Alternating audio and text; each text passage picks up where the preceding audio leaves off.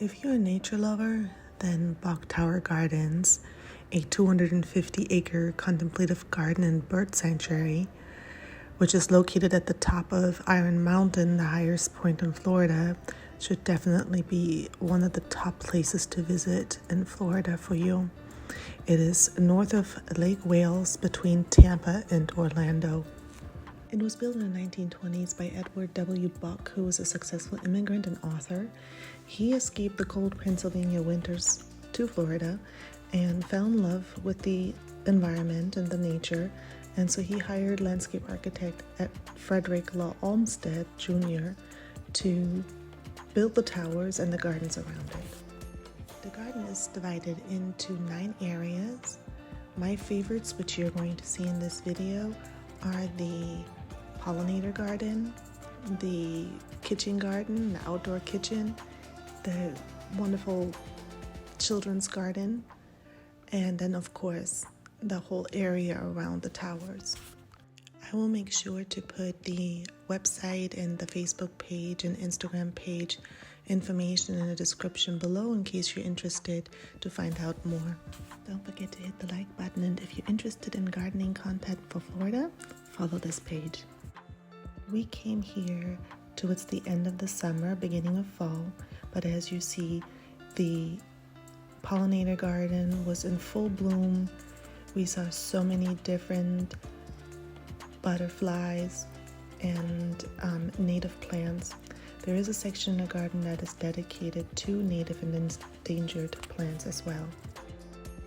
When you come up to the outdoor kitchen and edible garden location that is right next to the visitor center after you pass through the pollinator garden, I was greeted by this beautiful orchard.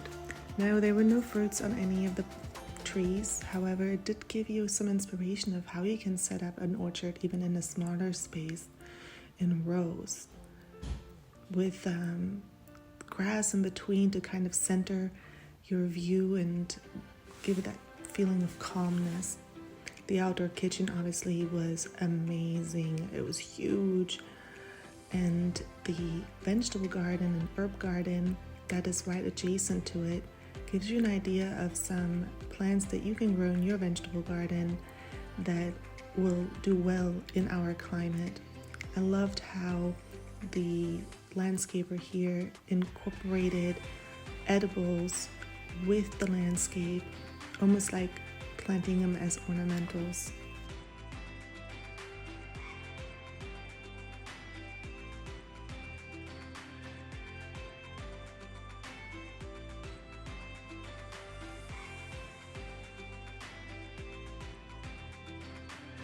Can you imagine how beautiful this will look in the winter time when these greens have taken up size? It'll be immaculate. I was quite surprised by some of the varieties that they planted here. I'm definitely going to try this plum tomato. It looked to have been doing really well as a climber.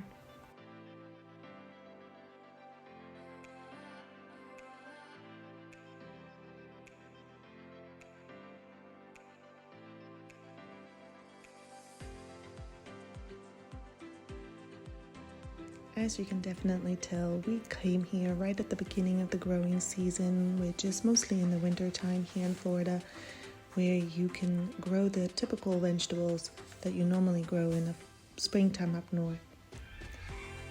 The Welsh onions looked amazing. I haven't had much luck with onions, so this is a variety that I'm now feeling inspired to try out.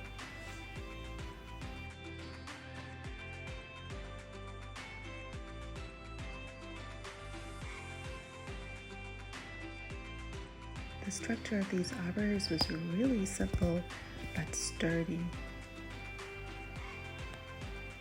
The next thing we're doing is heading over to the Hammock Hollow Children's Garden. This garden is so inspirational.